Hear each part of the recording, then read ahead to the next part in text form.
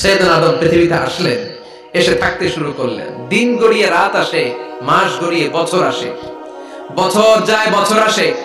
ঠিক 940 বছর পর মালাকুল মাউত আদম আলাইহিস সালামের কাছে আসলেন।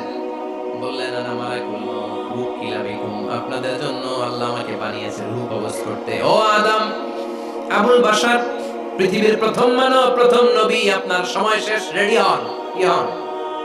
খেলা শুরু হবে, এখন এর রূহ কবজ করে নিয়ে যাব। সৈয়দনা আদম বলে, এখন আসছো কেন? আমার আরো 60 বছর বাকি আছে।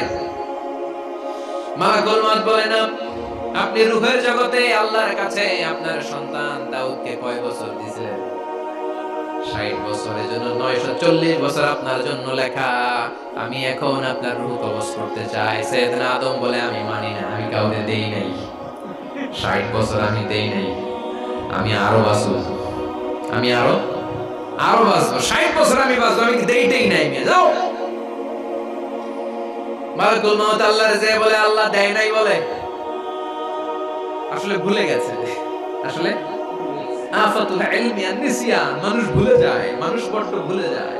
আমরা অনেক সময় খাইয়াও কই খাই নাই। অনেক কিছু আপনি দিছিলেন কিন্তু ভুলে যাই, গলার নিচ দিয়ে নামার পরে কই তুমি কিচ্ছু দাও নাই। আছে না নাই? নাসিয়া আদম ফানাসিয়া বানু, আদম আলাইহিস সালাম ভুলে গেছেন, তাই আমরাও ভুল করি, ঠিক কি না? এজন্য আমাদের নেতারাও বলে এটা দেব ওটা দেব, নির্বাচনের পর সব ভুলে যায়। আছে না নাই? ওই যে আদম আলাইহিস সালাম ভুলছে, আমরাও ভুলে যাই। অন্যদের দোষ কি? ভুলে যায়, বেমালুম ভুলে যায়। আল্লাহ বললেন, মালাকুল মাউত আর জোরাজুরি করো না। 940 নয়, ঠিক 1000 বছর পরে আদমের কাছে যাবা। আমি আমার আদমের ভাগ্যে এই জিনিসটাই রেখে দিয়েছিলাম রে মালাকুল মাউত। আমি আগ থেকে এটাই রেখেছি, আমি জানতাম সে বলে যাবে। চিল্লায় সুবহানাল্লাহ। তার মানে পৃথিবীর সবচাইতে লম্বা মানুষ, 60 হাত লম্বা, এত শক্তিশালী আদম আলাইহিস সালাম শ্রীলঙ্কাতে প্রথম নেমেছিলেন। এক লাফ দিলে আদামায় চলে যেতেন। সুবহানাল্লাহ। কি লম্বা মানুষ। আদম আলাইহিস সালাম চলে গেলেন, ওনার পরের নবী ইদ্রিস আলাইহিস সালাম, উনি মরে নাই। ইদ্রিস আলাইহিস সালাম মরছেন, কে বলছে? উনিও মরেছেন। তবে ওনার মৃত্যুর আজীব এক ঘটনা আছে, অনেক লম্বা কথা। এক ফেরেশতার সাথে ওনার বন্ধুত্ব হয়েছিল। বলেছিলেন, আমি আকাশ দেখতে চাই, আল্লাহর কাছে অনুমতি চাই। আল্লাহ বলল, ঠিক আছে, ইদ্রিসকে আকাশে ঘুরাও। প্রথম আকাশে ঘুরলেন, দ্বিতীয় আকাশে ঘুরলেন, তৃতীয় আকাশে ঘুরলেন, চতুর্থ আকাশে ঘুরলেন। ইন দা মিন টাইম চতুর্থ আসমানে মালাকুল মাউত পৃথিবীর দিকে নেমে আসছিল। ওই ফেরেশতা বলে, মালাকুল মাউত আপনি কই যান? মালাকুল মাউত বলে, একটু আগে আল্লাহ ফরমান জারি করেছে, চতুর্থ আসমানে আমার নবী ইদ্রিসের রূহ কবজ করব। সুবহানাল্লাহ। আমি বললাম, আল্লাহ আপনার পাঠানো নবী সৈয়দনা ইদ্রিস থাকে দুনিয়ায়, চতুর্থ আসমানে পাবো কই? আল্লাহ কয়, কথা নাই, দৌড় দে। আমি দৌড় দিলাম, এসে দেখি ইদ্রিস আলাইহিস সালাম এখানে রেডি। সুবহানাল্লাহ। ওয়া রাফা'নাহু মাকানান আলিয়্যা। ইদ্রিস আলাইহিস সালামের রূহ কবজ দুনিয়ায় হয় নাই, চতুর্থ আকাশের মধ্যে হয়েছে। একটু চিৎকার করে পড়বেন সুবহানাল্লাহ। এরপরে সুলাইমান আলাইহিস সালাম, উনি তো মরে নাই, মরছে? উনি জিন চালাইতো, উনিও মরবে? শক্তিশালী একজন নবী ছিল। উনি মালাকুল মাউতকে বলেছিলেন, মালাকুল মাউত আমার মৃত্যুর সুয়াইয়া, সামান্য কিছু আগে আমারে বইলো, আমার একটা কাজ আছে। মালাকুল মাউত মৃত্যুর কিছু সময় আগে এসে বলল, সুলাইমান টাইম ইজ আপ, সময় শেষ, অল্প কিছু সময় বাকি, কি করবেন করেন। সাইয়েদনা সুলাইমান জিনদেরকে ডাকলো, ও জিনেরা, বিশাল একটা প্রজেক্ট আছে, প্রজেক্টের কাজ শুরু করো। আর কিছু জিনকে বলল, চারদিকে গ্লাস ফিটিং করে একটা রুম বানাও।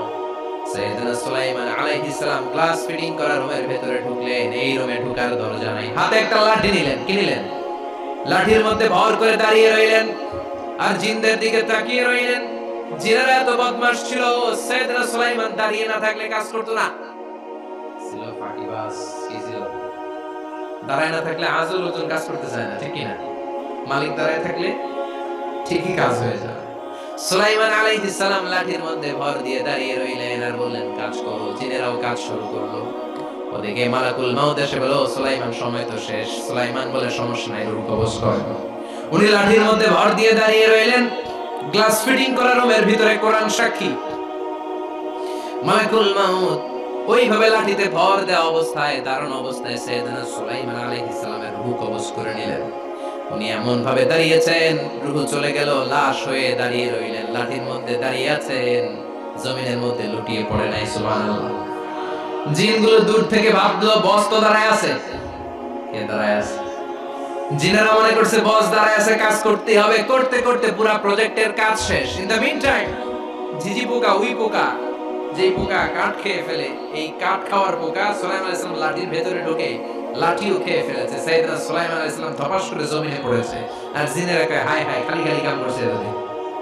সুবহানাল্লাহ কইবেন না? সুলাইমান আলাইহিস সালাম বাঁচতে পারেন না, চলে গেলেন। মুসা আলাইহিস সালাম মরছে, উনি মরবে কেন? উনি তো খালি মারে। মরছে এক থাপ্পড়ে ফেরাউনের বাবুর্চি নাই। মুখের আগে হাত চলতে কয়েকজন, এর মধ্যে মুসা আলাইহিস সালাম আছেন নাই? মালাকুল মাউত মানুষের আকৃতিতে অনুমতি না নিয়ে ঘরের ভেতরে ঢুকে গেল। ঢুকে বলে আনা মালাকুল মাউত, আমি মৃত্যুর ফেরেশতা। তো কি চাও? জিতু আনা আকবাদা রূহাক, আপনার রূহ কবজ করতে আসছি। কিন্তু মুসা আলাইহিস সালাম দেখতেছেন দিব্য একজন মানুষ, কি দেখে? আবার সালাম দেয় নাই, অনুমতি নিয়ে ঢুকে নাই। ওমিয়া অনুমতি নিয়ে ঘরে ঢোকার দরকার আছে নাই? মুসা আলাইহিস সালামের মেজাজ বড় গরম। উনি বললেন কি করবি? কয় আপনারে মারবো। কয় এদিকে আয়। মালাকুল মাউত মনে মনে ভাবে এতদিন সব মানুষগুলো আমারে দেখলে দিত দৌড়, আজকে মনে হয় আমারে দিতে হবে দৌড়। এক পা আগায় দুই পা পেছায় সাহস করে সামনে গেলেন। আবার মুসা আলাইহিস সালাম দিলেন এরকম থাপ্পড়। ফাসাক্কাহু ফাফাকু আইনা, বুখারীর বর্ণনা, এক থাপ্পড়ে চোখ নাই। ঠিকই মালাকুল মাউত দৌড়, এক দৌড়ে আল্লাহর কাছে। আল্লাহ বললেন রাখো, এটা মুসা আলাইহিস সালাম, তার মেজাজ বড্ড গরম, আমাকে কথা বলতে হবে। আল্লাহ বললেন মুসা, বুখারীর বর্ণনা, গরুর পিঠের উপর হাত রেখে দাও। রাখা হলো। তোমার হাতের নিচে গরুর যত পশম, প্রত্যেক পশমের বিনিময়ে এক এক বছর করে হায়াত বাড়িয়ে দিলাম। মুসা আলাইহিস সালাম অনেক চালাক নয়। উনি বললেন আল্লাহ, আমার হাতের নিচে যদি গরুর 2000 পশম থাকে, তার মানে 2000 বছর হায়াত বাড়িয়ে দিলেন। কিন্তু এক্সট্রা হায়াত যখন শেষ হয়ে যাবে এরপরে কি হবে? আগে ওইটা বলেন। আল্লাহ বললেন সুমাল মাউত, তারপরে তো মুসা মরতেই হবে, আসতেই হবে। সাইয়েদনা মুসা আলাইহিস সালাম বললেন ফাল আনা, তাহলে আর দেরির দরকার নাই, এখনই আমি আপনার কাছে চলে যেতে চাই। মালাকুল মাউত মুসা আলাইহিস সালামের রূহ নিয়ে উড়াল দিলেন। সুবহানাল্লাহ। বাঁচতে পারছে? বিশ্বনবী মরে নাই, উনি ইন্তেকাল করেছেন। চিল্লায় এখন ঠিক কিনা? ইন্তেকালের আগে বিশ্বনবী প্রচন্ড অসুস্থ হলেন। মা আয়েশা ডেকে বললেন, আয়েশা মনে হয় আমি বাঁচবো না। ওই যে খায়বার বিজয়ের দিন, খায়বার দুর্গ বিজয় করার পরে এক ইহুদি মহিলা আমার দাওয়াত দিয়েছিল। ওই দাওয়াত খেতে যাওয়ার পরে গোশতের মধ্যে বিষ মাখানো হয়েছিল রে আয়েশা। ওই বিষ মাখানো খাসির গোশত খেয়ে যে ব্যথা আমার পেটে উঠেছিল, আজ আবার সেই ব্যথা উঠেছে। বিশ্বনবী ওই বিষ খাওয়ানো গোশতের কারণে ইন্তেকাল করেছেন। তার মানে বিশ্বনবী শাহীদ। জামা আল্লাহু বাইনা নবুওয়া ওয়া শাহাদা, আল্লাহ বিশ্বনবীকে শুধু নবী বানায় নাই, শহীদ হিসেবে কবুল করেছে। সুবহানাল্লাহ বলবেন না? প্রচন্ড অসুস্থ, উনি ছাড়া মসজিদে নববীতে কেউ ইমামতি করার সাহস পায় না। বিশ্বনবী বললেন আবু বকর তুমি যাও, আবু বকরও যায় না। বিশ্বনবী বললেন পানি আনো। বিশ্বনবী পানি দিয়ে ওযু করলেন। ওযু করে কয়েকজন সাহাবীকে ধরে উঠতে চাইলেন, আবার ধপাস করে বেহুশ হয়ে পড়লেন। বিশ্বনবী উঠতে পারে না। আবার বললেন ঠান্ডা পানি আনো। পানির ভেতরে বিশ্বনবী দুই হাত ঢুকিয়ে দিয়ে ঠান্ডা ভিজা হাত দিয়ে চেহারার মধ্যে মাসে করলেন আর বললেন ইন্নালিল মাউতি লা সাকারাত, হায়রে মৃত্যুর কি যন্ত্রণা, হায়রে মৃত্যুর যে কি কষ্ট।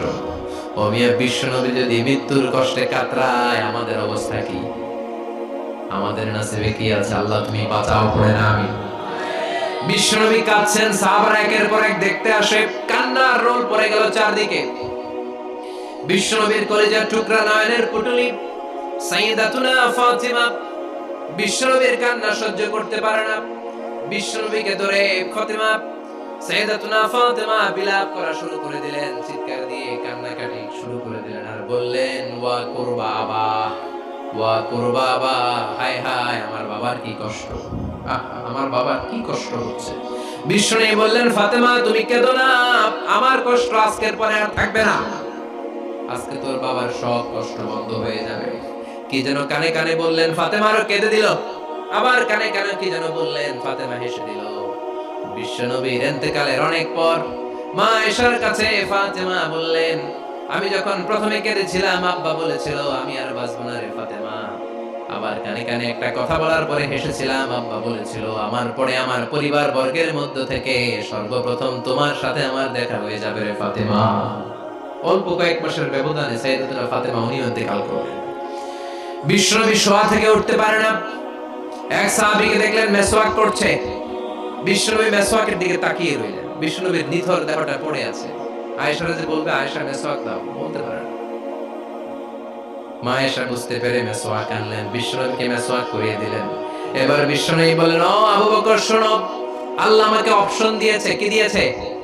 আল্লাহ বলেছে নবী আজীবন থাকতে চাইলে থাকেন, আর আসতে চাইলে চলে আসেন।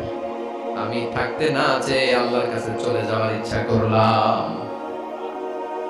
সাইয়েদনা আবু বকর কান্না জুড়ে দিলেন। বিশ্বনবী বললেন, আসসালাত আসসালাত, ও আমার উম্মতেরা নামাজ তরক করো না। ইন্তেকালের আগে বললেন নামাজ ছেড়ে দিও না।